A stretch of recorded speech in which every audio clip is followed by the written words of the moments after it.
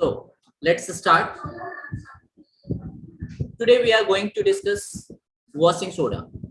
तो washing soda की जब हम बात करते हैं तो मैंने आपको बताया था कि वॉशिंग सोडा ये मार्केट का नेम है, ये केमिकल नेम नहीं है. जिस नाम से मार्केट में ये जाना जाता है वो नेम जो है वो वॉशिंग सोडा है. कॉमन नेम नहीं है ये, सॉरी ये केमिकल नेम नहीं है, ये कॉमन नेम है, मार्केट नेम है.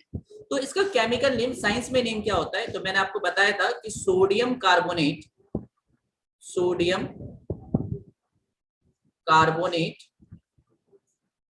डेका हाइड्रेट,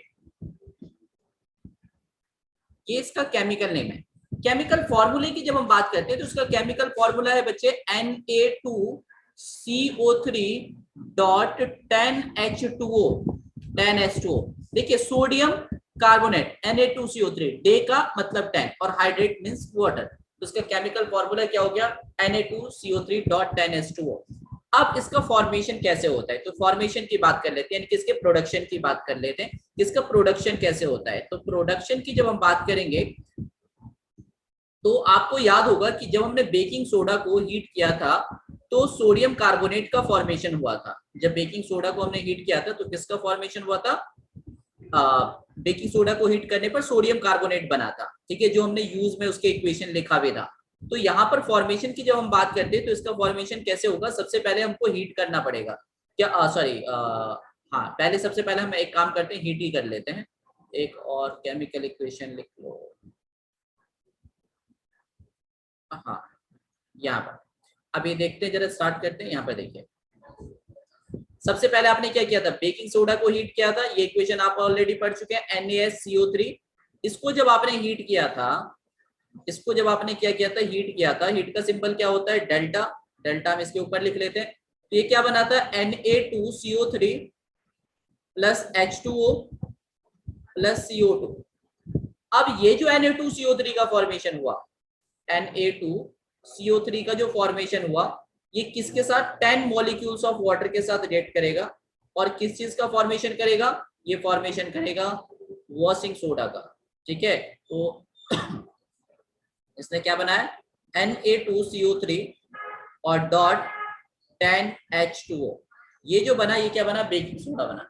तो प्रोडक्शन में हम क्या लिखेंगे कि when 10 molecule of water, when 10 molecules of water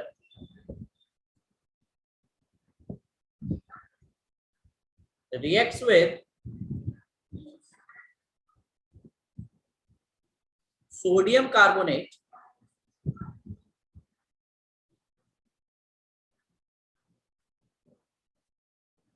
then washing soda is formed.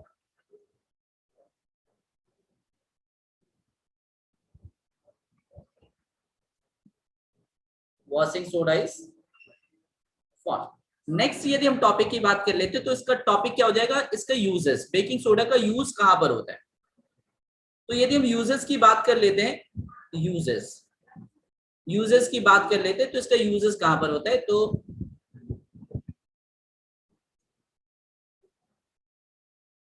इसका यूजेस देख लेते हैं. तो फर्स्ट यूजेस इसका मैंने आपको बताया था कि ग्लास इंडस्ट्री, सोप इंडस्ट्री और पेपर इंडस्ट्री में इसका यूज किया जाता है. कहां पर यूज किया जाता है, it is used in glass, comma, soap and paper industry.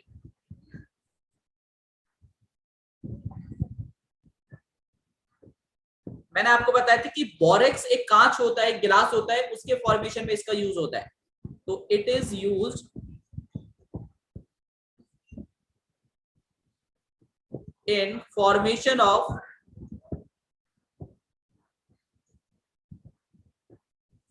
sodium compound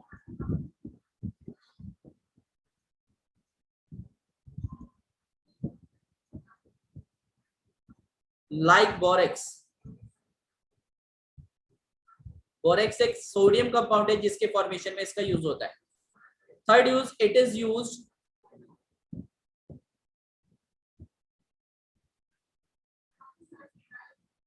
for washing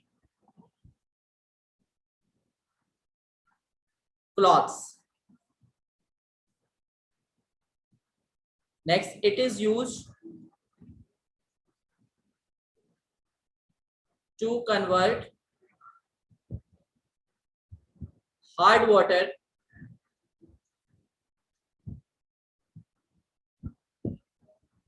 into soft water. into soft water. तो ये खारे पानी को क्या करता है, सॉफ्ट वाटर में कन्वर्ट कर देता है, ड्रिंकिंग वाटर में कन्वर्ट कर देता है. सभी लोगों को, जहां तक मुझे पता है, सभी लोगों को वाटर का फॉर्मूला पता होगा, लेकिन किसी भी स्टूडेंट को हार्ड वाटर का फॉर्मूला नहीं पता होगा. तो आज मैं आपको हार्ड वाटर का फॉर्मूला भी बताता हूँ. तो जरा इसको पहले, सबसे पहले आप स्क्रीनशॉट ले लीजिए इसका, देन मैं आगे नेक्स्ट टॉपिक की बात करूंगा. डन. चलिए नेक्स्ट.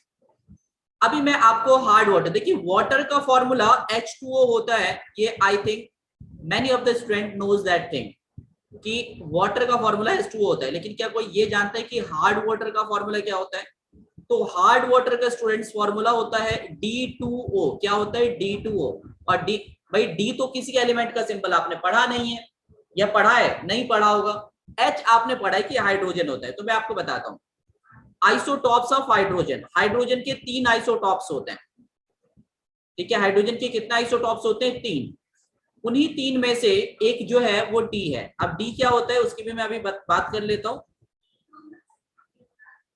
ये एक 9th क्लास में टॉपिक है आइसोटॉप्स, उसमें ये चीज होती है, आपने शायद पढ़ता नहीं, पढ़ा है या नहीं पढ़ा है. तो आइसोटॉप्स, 3 आइसोटॉप्स होते हैं. किसके? हाइड्रोजन के. Isotopes of hydrogen. Isotopes of hydrogen. Hydrogen के 3 आइसोटॉप्स होते हैं. ठीक है, एक होता है एक होता है प्रोटियम. प्रोटियम. एक होता है ड्यूटीरियम, और एक होता है ट्राइटियम.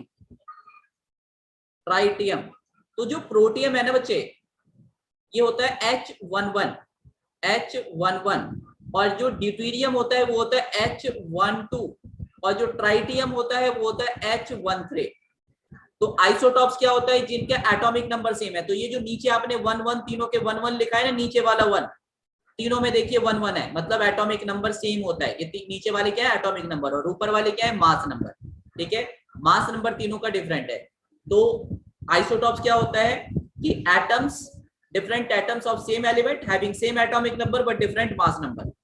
तो वाटर की जब हम बात करते हैं, तो ये जो प्रोटियम होता है, इसका सिंबल हम यूज करते हैं H, जो वाटर में है H2O, तो वो प्रोटियम है. और इसका सिंबल होता है D2O. क्या होता है? सॉरी, D होता है. और जो कि हार्ड वाटर में D2O. ठीक है, तो वो क्या है? ड्यूटीरियम है. और ट्राइटियम का सिंबल होता है T. तो ये HDT जो होते हैं, ये आइसोटॉप्स ऑफ हाइड्रोजन होते हैं. प्रोटियम, ड्यूटीरियम और ट्राइटियम होता है. तो ये हार्ड वाटर में जो D है वो क्या है? हाइड्रोजन का एक आइसोटॉप है, जिसका नेम क्या होता है? ड्यूटीरियम होता है. ये जनरल नॉलेज की बात है. ठीक है, और 9th क्लास के पॉइंट ऑफ व्यू से बात है, आपके काम की ये चीज नहीं है. फिर भी स्क्रीनशॉट ले लीजिए, कभी हो सकता है कोई पूछ दे कि हार्ड वाटर का फॉर्मूला क्या होता है. और दूसरी बात ये पूछ दे कि आपने किसी एलिमेंट का सिंबल D तो नहीं पढ़ा है, तो D क्या होता है? तो आप बताएंगे कि आइसोटॉप ऑफ हाइड्रोजन होता है. ठीक है, ड्यूटीरियम. चलिए, ये स्क्रीनशॉट ले लिया होगा आपने. नेक्स्ट टॉपिक की मैं बात करता हूँ. और नेक्स्ट जो टॉपिक है हमारा वो क्या है? तो वो है POP. POP सबने सुना होगा. POP. ठीक है, जिसको हम क्या बोलते हैं? Plaster of Paris. Plaster of Paris. यदि हम प्लास्टर ऑफ पेरिस की बात करते हैं बच्चे, प्लास्टर ऑफ पेरिस की बात करते हैं, तो देखिए, as a name suggest, plaster of Paris, तो it is used for the purpose of plaster. कौन सा प्लास्टर? जो दीवार पे करते हैं, वॉल्स के ऊपर करते हैं वो, या जो फ्रैक्चर्ड बोन को ज्वाइन करने के लिए किया जाता है, वो वाला प्लास्टर. तो जो फ्रैक्चर्ड बोन को जोड़ने के लिए प्लास्टर किया जाता है, हाथ या पैर या टूटी हुई हड्डियों को जोड़ने के लिए, जो डॉक्टर प्लास्टर करता है, उसके काम में आता है POP, प्लास्टर ऑफ पेरिस. और इसके आगे एक वर्ड लगा हुआ है पेरिस. मतलब प्लास्टर ऑफ इंडिया क्यों नहीं? प्लास्टर ऑफ अमेरिका क्यों नहीं? या प्लास्टर ऑफ न्यूजीलैंड क्यों नहीं? प्लास्टर ऑफ इंग्लैंड क्यों नहीं? प्लास्टर ऑफ पेरिस ही क्यों? क्योंकि सबसे पहले ये पेरिस के अंदर पाया गया था. ठीक है, इस वजह से इसका नाम क्या रखा गया, प्लास्टर ऑफ पेरिस। प्लास्टर करने के काम में आता था, पेरिस में सबसे पहले पाया गया था, इसलिए इसका नाम क्या रखा गया, पीओपी यानी कि प्लास्टर ऑफ पेरिस रखा गया। फिर से वही बात कि ये जो है ये एक मार्केट नेम है, ये केमिकल नेम नहीं है, ये कॉमन नेम है। तो फिर क्वेश्चन ये उठता है कि इसका केमिकल नेम क्या है, तो उसकी भी हम बात कर लेते हैं केमिकल नेम की। आप मार्केट में जाइए, ठीक है, आप कहां पर जाइए, मार्केट में जाइए, मार्केट में किसी से बोलिए कि भाई पीओपी दे दो, ठीक है, तो वो आपको दे देगा तुरंत। आप किसी दुकान पे जाते हैं, किसी शॉप पे जाते हैं, आप उससे बोलते हैं कि मुझे क्या चाहिए, मुझे पीओपी चाहिए, तो वो आपको पीओपी जो है वो तुरंत दे देगा।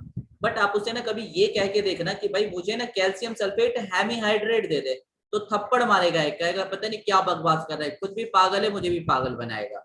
है कि नहीं है बात, समझ में आई। तो मार्केट नेम इसलिए बनाया जाता है क्योंकि हर एक व्यक्ति के पास साइंस की नॉलेज नहीं होती, हर एक स्टूडेंट या हर एक पर्सन साइंस बैकग्राउंड से नहीं हो सकता, तो उनके लिए क्या बनाया गया। अब देखो कैल्शियम सल्फेट हेमीहाइड्रेट बहुत टिपिकल सा नेम है, यदि कोई इसको मान लीजिए एज ए कॉमन नेम भी यूज किया जाता तो साइंस के बड़े टिपिकल से नेम होते हैं। जैसे मैंगो, मैंगो ये कॉमन नेम है, साइंस में नहीं होता मैंगो, साइंस में क्या होता है, मैंगी फेरा इंडिका। अब सोचो कितना टिपिकल, मतलब तुम्हारी दादी जो होंगी या दादाजी जो होंगे वो बोल भी नहीं पाएंगे मैंगी फेरा इंडिका, ठीक है ना, तो उनके लिए अब उनके लिए बड़ा टिपिकल हो जाता। तो क्या रखा गया, मैंगो अंग्रेजों के लिए, और आम रखा गया इंडियनों के लिए, या जो भी जहाँ पे हिंदी बोली जाती है उन देशों के लिए, ठीक है।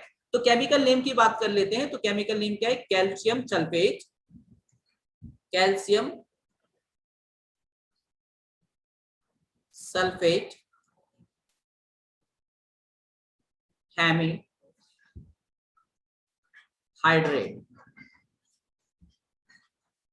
Calcium sulphate hemihydrate. केमिकल फॉर्मूले की यदि मैं बात करूं तो ये क्या है, CaSO4, कैल्शियम सल्फेट हो गया हेमी। आप मैथ्स में पढ़ते हो हेमीस्फेयर, तो हेमीस्फेयर का मतलब क्या होता है, आधा स्फेयर, तो यहाँ पर हेमी का मतलब क्या हो जाता है, हाफ, और हाइड्रेट का मतलब अभी अभी हमने बताया था आपको क्या, H2O, CaSO4 dot half H2O, ये इसका हो गया केमिकल फॉर्मूला। अब प्रश्न फिर ये उठता है, क्वेश्चन ये उठता है कि इसका फॉर्मेशन कैसे होता है, ठीक है, इसका फॉर्मेशन कैसे होता है। तो फॉर्मेशन की बात देख लेते हैं, यानी कि इसके प्रोडक्शन की बात देख लेते हैं। तो प्रोडक्शन, प्रोडक्शन की बात कर लेते हैं। अब प्रोडक्शन की बच्चे जब बात करेंगे तो प्रोडक्शन क्या होता है कि ये बनता कैसे है। तो बनता कैसे है, एक होता है केमिकल सब्सटेंस जिप्सम, क्या होता है जिप्सम, जिप्सम को हम कर देते हैं क्या, हीट, कितने टेम्परेचर पे, 373 केल्विन टेम्परेचर पे। तो हमने क्या लिया, हमने लिया जिप्सम, क्या लिया, जिप्सम लिया। जिप्सम का फॉर्मूला होता है CaSO4 dot 2H2O dot 2H2O, मतलब कैल्शियम सल्फेट डाइहाइड्रेट, ये होता है क्या, जिप्सम। और जिप्सम को हमने क्या किया, हीट, कितने टेम्परेचर पे, तो 373 केल्विन टेम्परेचर पे। कितना टेम्परेचर, कलर चेंज करो, यहाँ पर लिखो 373 केल्विन टेम्परेचर पे आपने इसको क्या किया, हीट किया। क्या बना, बना क्या, तो देखते हैं बना क्या। तो CaSO4 calcium sulphate dot half H2O यानी कि POP, और प्लस में 1.5 H2O, ठीक है, प्लस में क्या 1.5 H2O, ठीक है, प्लस में क्या बना 1.5 H2O। अब यहाँ पर ये देखिए, ये क्या है, ये है POP, ये क्या है POP, और ये क्या है आपका, ये है gypsum, gypsum, gypsum. So when gypsum is heated, when gypsum is heated at 373 Kelvin temperature, POP is formed. When gypsum is heated at 373 Kelvin temperature,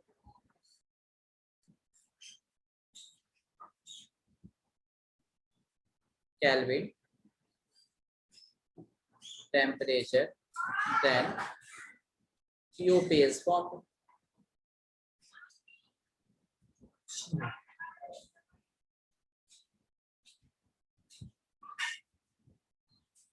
Then POP is formed. अब तो नेक्स्ट क्वेश्चन ये उठता है कि what is uses, what are the uses of POP, इसका use क्या होता है। तो यूज की भी हम बात कर लेंगे, यूजेस, यूजेस, इसका यूज क्या है। तो यूजेस की जब हम बात करते हैं, यूजेस की हम जब बात करते हैं तो इसका यूजेस क्या है? तो सबसे फर्स्ट यूज जो इसका है वो ये है कि जैसे कि इसके नाम से पता चल रहा है कि टूटी हुई हड्डियों यानी कि फ्रैक्चर्ड बोन को ज्वाइंट करने के लिए यूज में होता है। तो it is used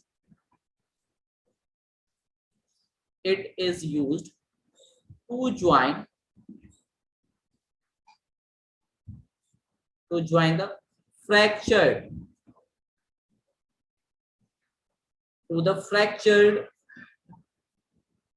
bone. It is used to join the fractured bone. It is used to join the fractured bone.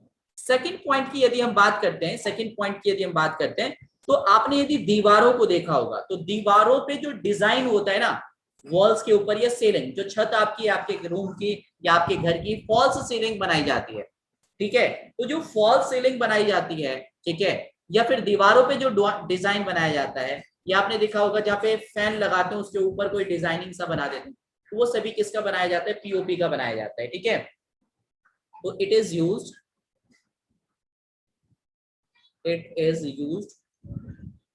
to make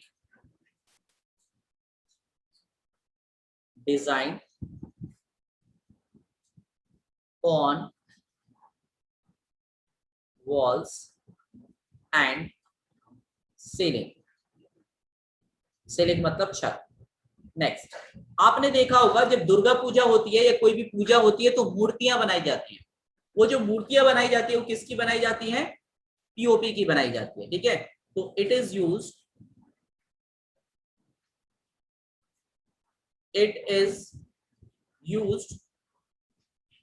to make toys. It is used to make toys and statue. Statue मतलब आपको पता होगा, आइडोल्स भी बोलते हैं statue को, यानी कि प्रतिमाएं। स्टैचू या आइडल्स का मतलब क्या होता है? प्रतिमाएं, ठीक है।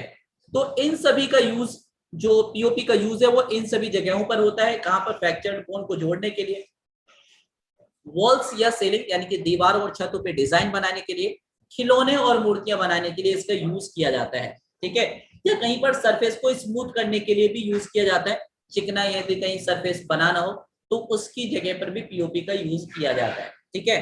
तो ये सारे यूजेस थे किसके? पीओपी के, ठीक है। तो इसका जरा स्क्रीनशॉट लीजिए, इसका स्क्रीनशॉट लीजिए। देन हम नेक्स्ट की बात करेंगे जो हमारा टॉपिक है water of crystallisation.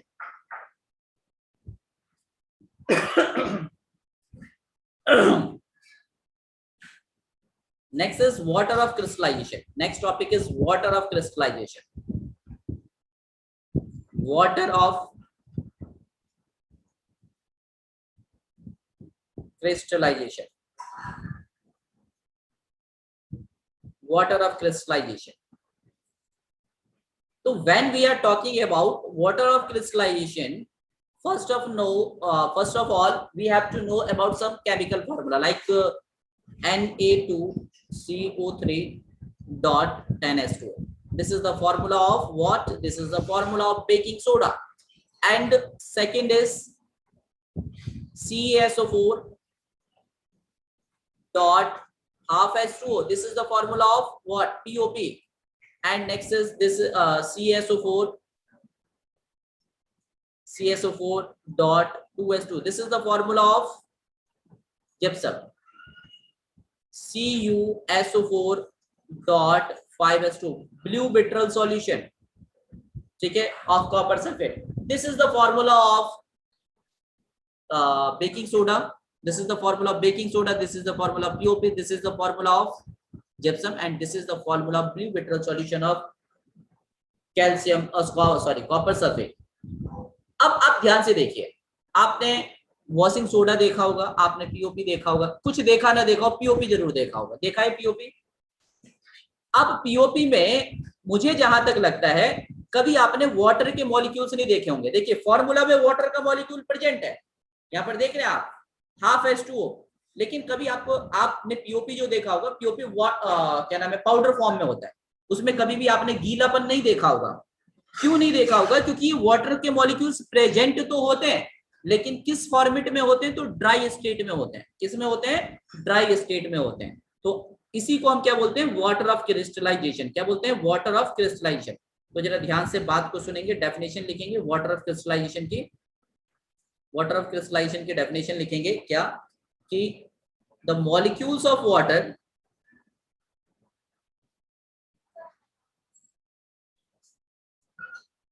the molecules of water present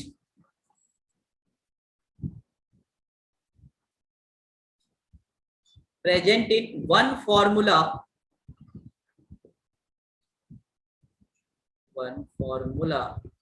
unit of chemical compound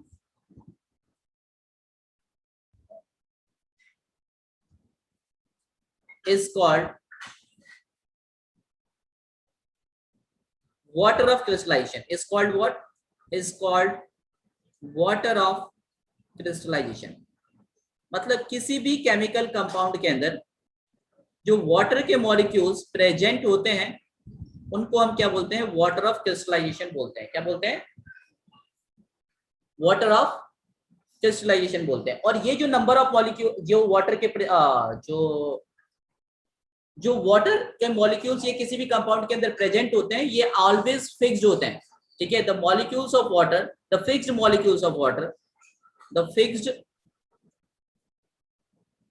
molecules of water present in one formula unit of chemical compound is called water of crystallization.